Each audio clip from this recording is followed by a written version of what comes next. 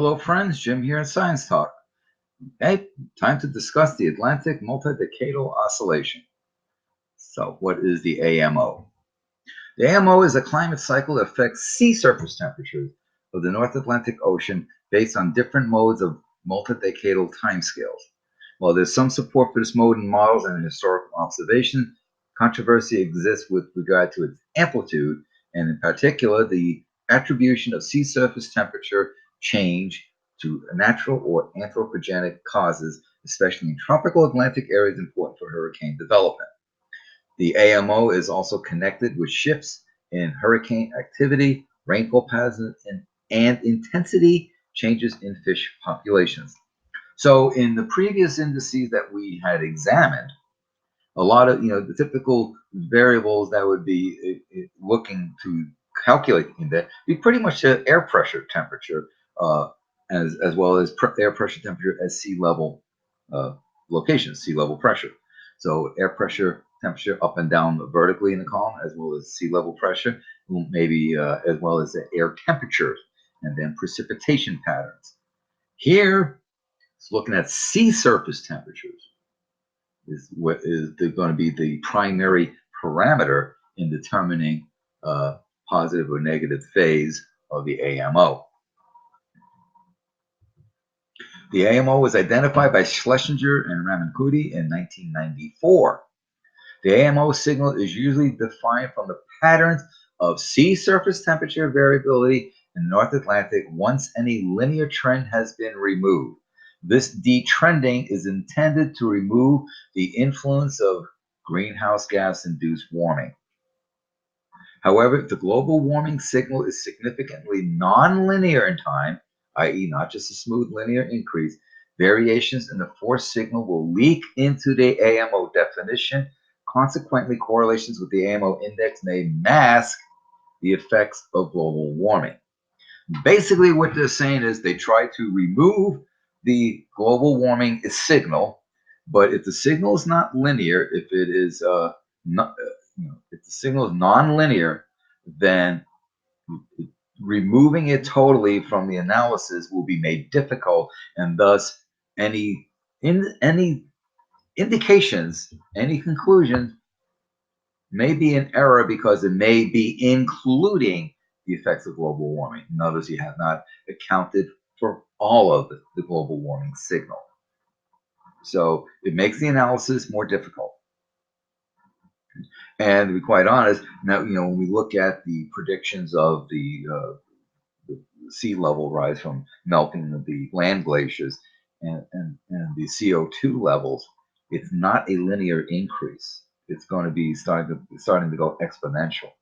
So that will make calculations of the indices, analysis of the AMO more difficult, more of a challenge. Several methods have been proposed to remove the global trend and so influence over the North Atlantic SST. Trenberth and Shea, assuming that the effect of global forcing over the North Atlantic is similar to the global ocean. Big assumption, but you got to start somewhere. Subtracted the global 60 north to 60 south mean sea surface temperature from the North Atlantic sea surface temperature to derive a revised AMO index. So basically, from subpolar to subpolar, they looked at that from through the tropics, the equator, etc. Ting et al. In 2009 argued that the forced SST pattern is not globally uniform. I would agree with that.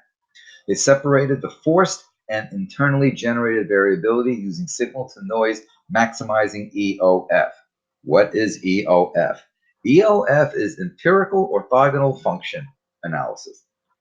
It's a very complicated statistical analysis, is what it is. The statistical analysis is combining with vector calculus. So it is what it is. But that's a common technique that is used, and there you have it. Van Oldenborg et al. In 2009 derived an AMO index as the sea surface temperature average over the extratropical North Atlantic. That's to remove the influence of ENSO, that is greater at tropical latitude, minus the regression on global mean temperature. I did some a very long time ago a video discussing linear regression, and basically it's fitting the best uh, line through data points. And so what they're trying to do is, and when you do linear regression, oftentimes you have multiple independent variables, and you can make the models more complicated by adding more variables, or less complicated by removing. So basically, what they're trying to do is they're trying to remove the influence of ENSO, and then seeing what that does to the index itself. And that's kind of what's meant by minus the regression. They kind of take out that signal, that measurement, if you will. So Guan and Nigam removed the non-stationary global trend and Pacific natural variability before applying the empirical and orthogonal function analysis to the residual North Atlantic sea surface temperature. The linear detrended index, cat was up here again, the linearly detrended index suggests that the North Atlantic sea surface temperature anomaly at the end of the 20th century is equally divided between the externally forced component and internally generated variability, and that the current peak is similar to middle 20th century. By contrast, others' methodologies suggest that a large portion of the North Atlantic anomaly at the end of the 20th century is externally forced. Externally forced means there are other factors that are basically driving the signal. Those other factors could be greenhouse gases, could be ENSO, could be, what have you. So that's what's meant by externally forcing, is that there are extraneous factors involved. They're trying to identify that and then account for that. Fraglia and Williams et al. In 2017 pointed out that recent changes in cooling of the subpolar gyra, warm temperatures in the subtropics, and cool anomalies over the tropics increase the spatial distribution of meridional gradient in sea surface temperature, which is not captured by the AMO index. So there's basically something, an external force, and that was missed. So what are the mechanisms? Based on about 150-year instrumental record, a quasi-periodicity of about 70 years. If you recall, when we discussed the IPO and the PDO, it was about anywhere from 15 to 30 years. Few distinct warmer phases between around 1930 to 65 and after 1995. Cool between 1900 and 1930 and 65 to 95 have been identified. In models, AMO-like variability associated with small changes in the North Atlantic branch of the thermohaline circulation, the Atlantic Meridional Overturn Circulation, or AMO. However, historical oceanic observations are not sufficient to associate the derived AMO index to present-day circulation anomalies. So this is a relatively new phenomenon, and they're trying to go back to prior data dating back to 1950s, what have you.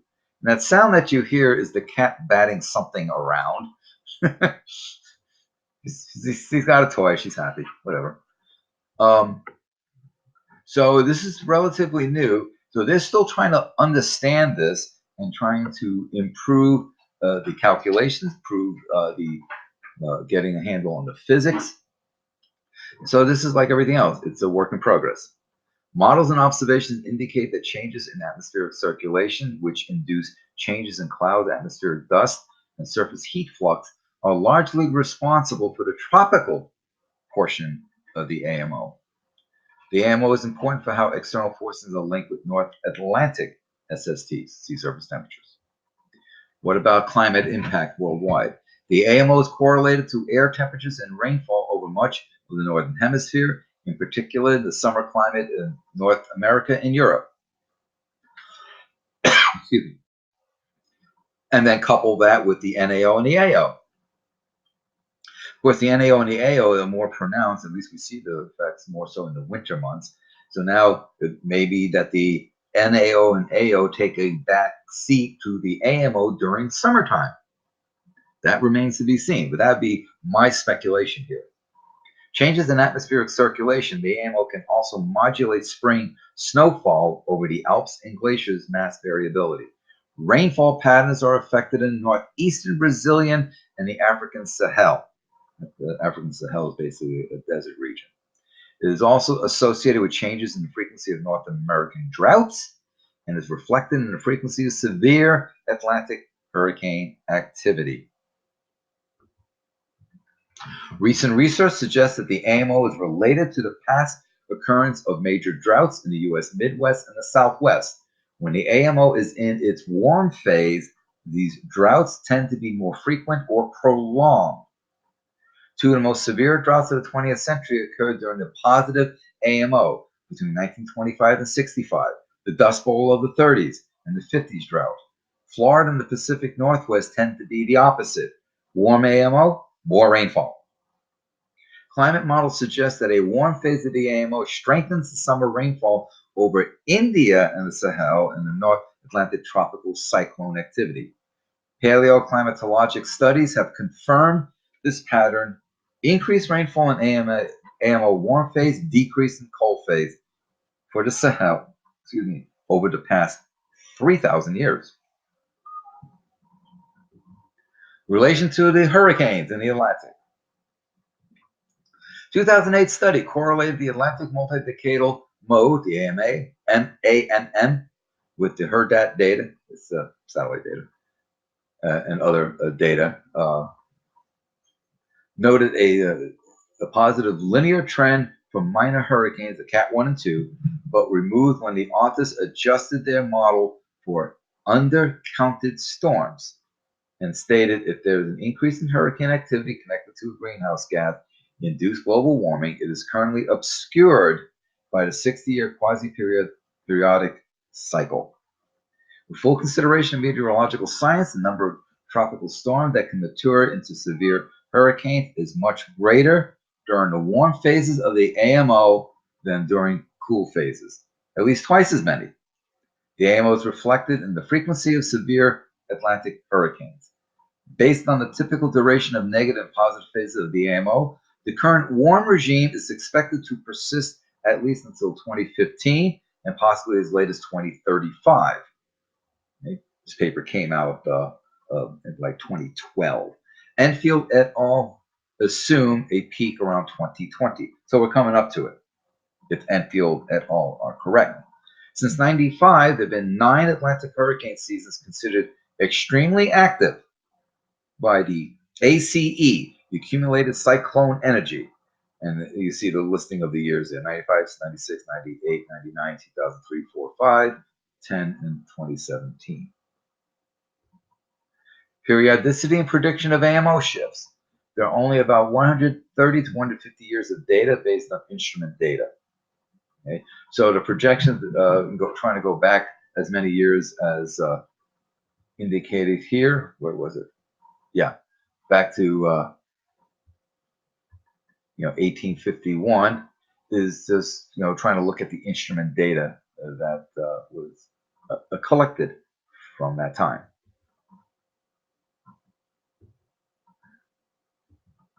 Okay, so we're over here.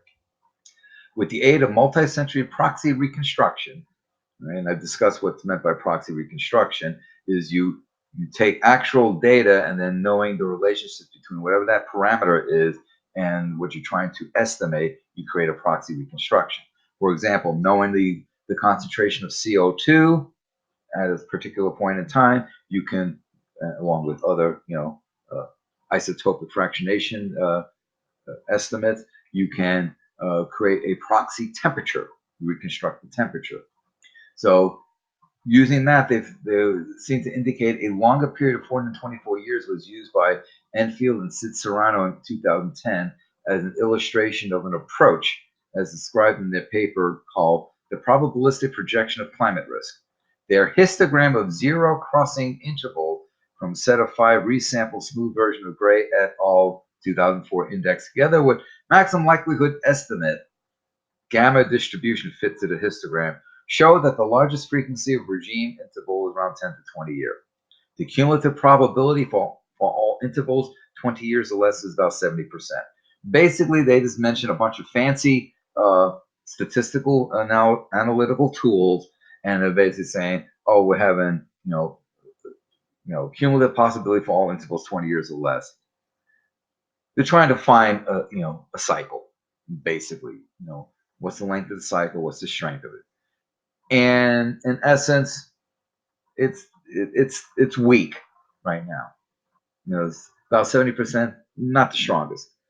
So there is no demonstrated predictability for when the AMO will switch in any deterministic sense. That's what they're trying to ascertain. If you have an idea how long the periods last, then you can have an idea when the switching will take place. Well, they're not able to pinpoint that, is basically all that first paragraph is stating. Computer models, such as those that predict El Nino, are far from being able to do this. So they're able to predict El Nino better, ENSO event, but not yet the AMO. And also, the fact that ENSO occurs on shorter time frames makes it easier, to be quite honest. Enfield and colleagues have calculated the probability that a change in AMO will occur within a given future time frame, assuming that historical variability persists. Probabilistic projections of this kind may prove to be useful for long-term planning in climate-sensitive applications such as water management, but they gotta pin it down better. Is basically what's being the message here. They gotta get this down. They gotta reduce the error. Assuming the AMO continues a quasi-cycle of about 70 years, the peak of the current warm phase would be expected in around 2020, or based on a 50-90-year quasi-cycle between 2000 and 2040, after peaks in 1880 and 1950. So you can see how they really need to get a better handle on this. That's just 2000, 2040. If you're trying to predict a peak within that period, that's going to lead to high error. A 2017 study predicts a continued cooling shift beginning 2014, and the authors note, quote, unlike the last cold period in the Atlantic, the spatial pattern of sea surface temperature anomalies in the Atlantic is not uniformly cool, but instead has anomalously cold temperatures in the subpolar gyre, warm temperatures in the subtropics, cool anomalies over the tropics. The tripole pattern of anomalies has increased the subpolar to subtropical meridional gradient in SSTs, which are not represented by the AMO index value. So here's some forcings that they are missing. So they need to include this into the calculations of the AMO index. It may lead to increased atmospheric baroclinicity and storminess. You have baroclinic flows and barotropic flows. Those are flows that's dealt with in fluid dynamics. They're atmospheric and oceanic phenomenon. It's very complicated. I'll just leave that be. The Atlantic is entering a cool phase that will change the world's weather. Gerald McCarthy and Ivan Hay in 2015 published in the journal Nature key passages from their paper. That's what I'm quoting here. The Atlantic Ocean surface temperature swings between warm and cold phases every few decades. Like its higher frequency Pacific relative El Nino, the so-called Atlantic Multidecadal Oscillation can alter weather patterns throughout the world. Remember, I've been stressing how everything is coupled together. The warmer spell we've seen since the late 1990s has generally meant warmer conditions in Ireland and Britain, more North Atlantic hurricanes, worse droughts in the U.S. Midwest. However, a colder phase in the Atlantic could bring drought and consequent famine to developing countries of the Africa Sahel region. In the UK, it would offer a brief respite from the rising global temperatures, while less rainfall would mean more frequent summer barbecues. Whatever. I'm quoting them. This is their wording. A cold Atlantic also means fewer hurricanes hitting the southern U.S. Right? What fuels hurricanes? Warm water. Our latest research gives us a much better understanding of these Atlantic oscillations. We now know that accelerations in sea level rise in cities like New York and Boston on the northeast coast of the U.S. are linked to a cold spell in the Atlantic. However, if you're an African farmer that have coastal property in New England, we're about to go into cold phase. So once we adjust for overall global warming trends, so they're taking that into account, an oscillation in Atlantic sea surface temperature emerges. The ocean went through a warm period in the 30s, 40s, and again in the 90s and 00s. However, the 70s, 80s were much cooler, and there are hints of a transition to a relatively cold period at the moment. This is known as the AMO, and the transition between its positive and negative phases can be rapid. For example, Atlantic temperatures declined by 0.1 degrees C per decade from the 40s to the 70s. This is sea surface temperature. Remember the specific heat of water. That's a significant cooling. And then by comparison, global surface warming is estimated at 0.5 degrees C per century, a rate twice as slow. Many parts of the world, the AMO has been linked with decade-long temperature and rainfall trends. Certainly, and perhaps obviously, the mean temperature in islands downwind of the Atlantic, such as Britain, Ireland, show almost exactly the same temperature fluctuations as the AMO. Atlantic oscillations are associated with the frequency of hurricanes and droughts. When the AMO is in the warm phase, there are more hurricanes in the Atlantic, and droughts in the U.S. Midwest tend to be more frequent and prolonged.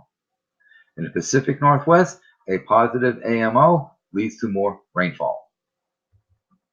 A negative AMO, cooler oceans, is associated with reduced rainfall in the vulnerable Sahel region of Africa. The prolonged negative AMO is associated with the infamous Ethiopian famine in the mid-80s. In the UK, it tends to mean reduced summer rainfall, the mythical barbecue summer.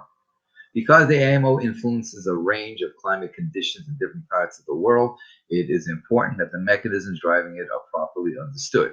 We're getting there. We're not there yet. What drives the phases of AMO? Scientists have widely hypothesized that ocean circulation, in particular the AMOC, the Atlantic Meridional Overturning Circulation, which sends warm surface water northward, the Gulf Stream, deeper cold water southward, after the Gulf Stream sinks in the Jin Sea, and drives the phases of the AMO by moving heat around. Remember, the AMOC starts the thermohaline circulation, which is a heat distribution mechanism for the planet. However, we do not have direct observation of ocean circulation of sufficient duration to support this hypothesis, which has led some to question whether the AMO is actually controlled by the ocean. We have measurements of the strength of the Gulf Stream flow in the Straits of Florida since '82 and the flow across the Greenland-Scotland Ridge since the mid-'90s. Since '04, we also have continuous full-depth basin-wide measurement of the Atlantic overturning circulation with the Rapid Monitoring Project at 26 degrees north. That's a data collection array.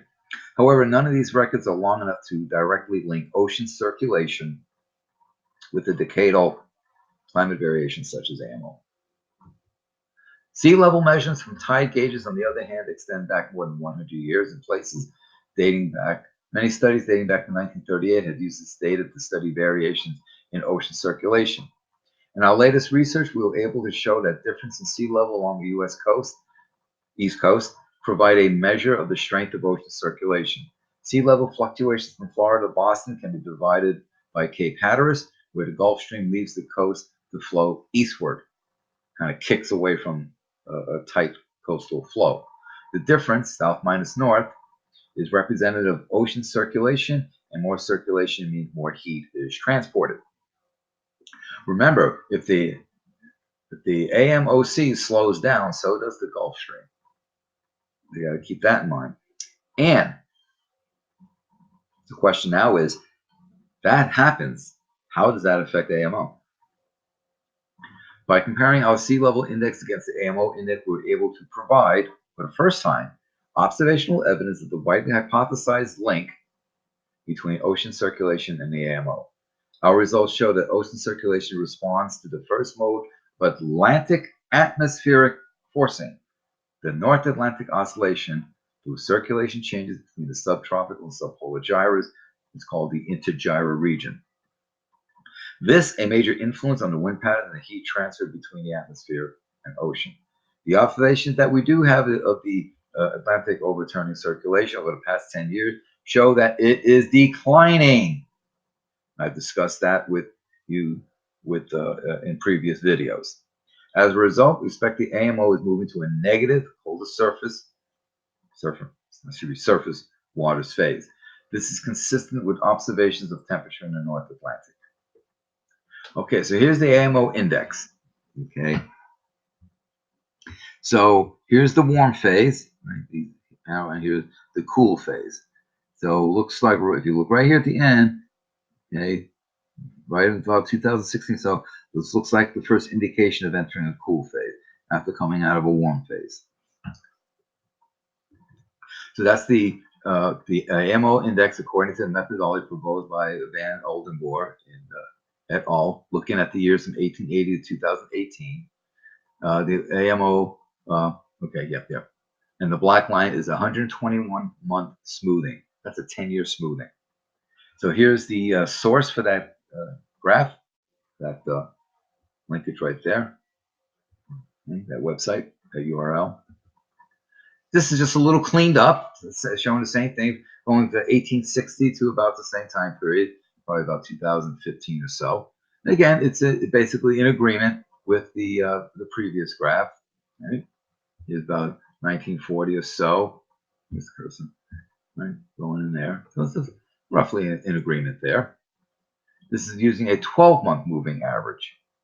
Yeah, that's the black line, as opposed to a 10-year. 10-year, the longer your running averages are, the more likely you are to mask any subtle signals. Whereas if you have a shorter time frame for your moving average, any subtle signal is more likely to be detected. So then why do we go with the really long time frame? Just to get general patterns, especially in this, looking at how far back the data goes. It also depends on what it is you're looking for. But oftentimes you will need to shorten the time frame for your moving average, and that should hopefully pick up any basically external forcings that we discussed earlier. Now this shows the AMO and rate of sea level changes. Okay, so the red line is a 20-year change in rate of sea level rise, and the blue line is the 11-year moving average. Okay. So starting from about 1890 or so for the sea level, you see as the temperature is dropping, so from here it tracks very nicely. Little difference here, continues to drop, but look at this here. This is almost like parallel lines, a little overshoot. So there's some correlation. It's not perfect, but there's enough there to definitely warrant further observation and further analysis. Here's the AMO, the annual, it's standardized STD. So this is the positive phase, and then here's the negative phase down here. Transitions positive in 1995. Okay. And then this is looking at the North Atlantic activity, the accumulated cyclone energy index. So it looks at the hurricane season activity, okay, as well as what the AMO is doing. So we have sections where it's above normal, as you can see by the spikes here, below normal, except for one or two, most of it is down here, and back to being above normal from 1995 to the present. So this first interval is 56 to 69, and the second interval is 70 to 94. So this is the accumulated cyclone energy as a percent of the median. Now, median is a central measure in statistics. It's basically the location at where 50% of the data is below whatever that value is, 50% of the data is above whatever that value is. So it's a better, as opposed to an average or a mean, where if you have one really high value, one really low value, it will have complete skewing and not give you a really good idea of what the average is.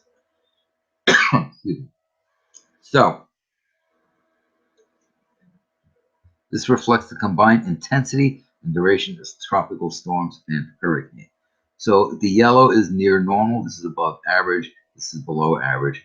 And that's, you can see that reflected here. And if we were to look at, here's in the 70s, where it's in the cool phase here, and looky, we have below average hurricane activity. Starting in 1995, see how it's in the warm phase, and even from 1950, 1960, okay, see how we have above average, but look, it's really above average here, starting in 1995. So basically what it's showing is that warm phase of the AMO will lead to basically higher sea surface temperatures and thus stronger hurricane, and then the cool phase, cooler sea surface temperatures, less hurricane activity. Well, certainly less stronger storms. So that's the website from which this figure comes from. North Atlantic Tropical Cycle according to the ACE. The figure shows total. Okay, we already got through that. And again, if you want, you can go to those websites to have fun. This is an example of a classic positive AMO pattern. The Atlantic sea surface temperature anomaly map for June 3rd to 2010. So as you can see, you get this cool section here in the Western Atlantic. You get the rest of the Atlantic is warm. You got this cool blob, basically. Of course, the Gulf Stream is, headed off this way. So that's what's happening there. Then it literally flips. Look at that. Right? The cool become warm, the warm become cool. And that's the negative AMO pattern. Atlantic sea surface temperature normally mapped for June 85. So 85 to 2010. So that is basically a 25-year time frame.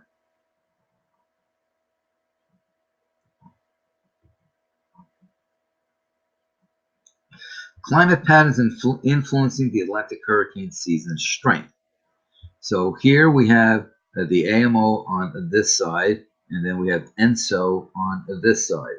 Predicting these climate patterns and their interactions is the basis for making NOAA's seasonal hurricane outlook.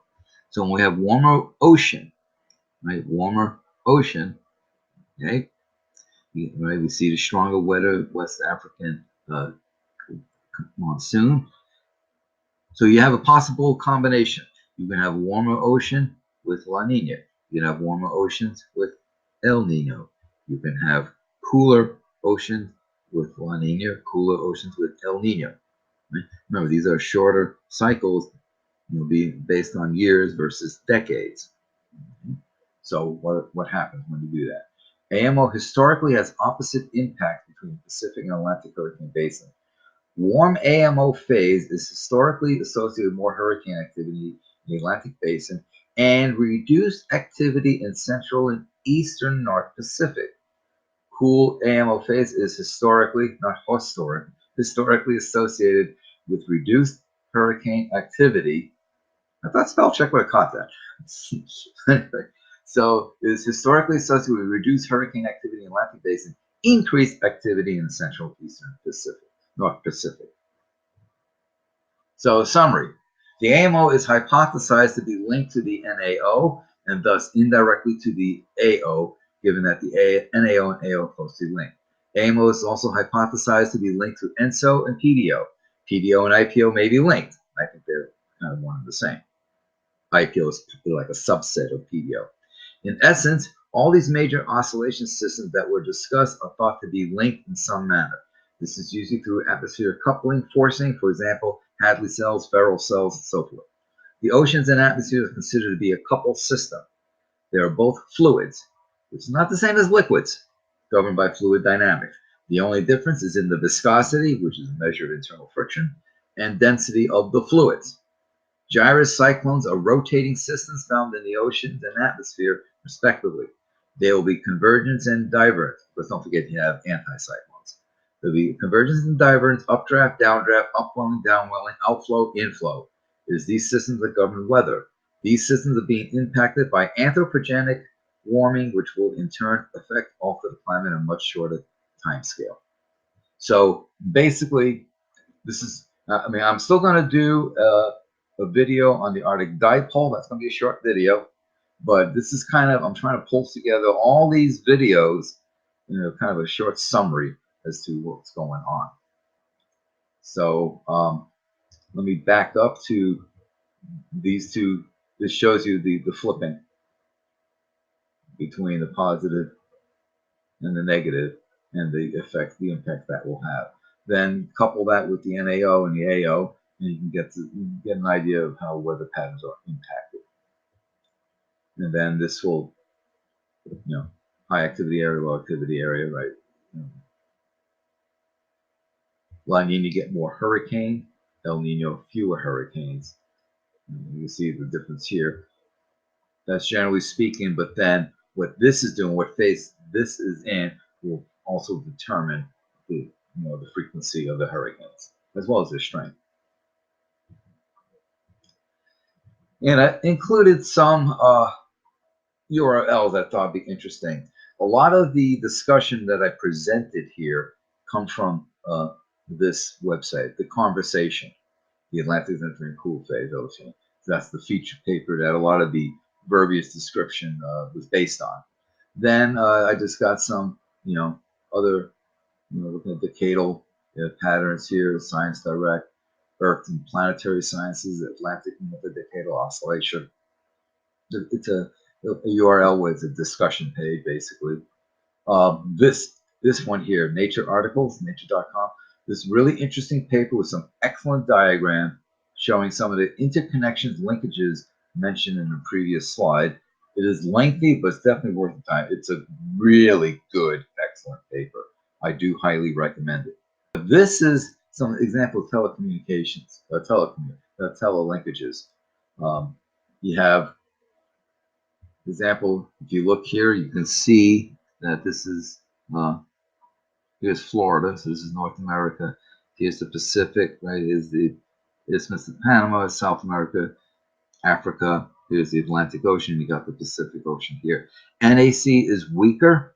That's the North Equatorial Current. That's weaker. That's weaker during what? El Nino. And then you have these atmospheric convection cells that are connecting the Pacific to the Atlantic.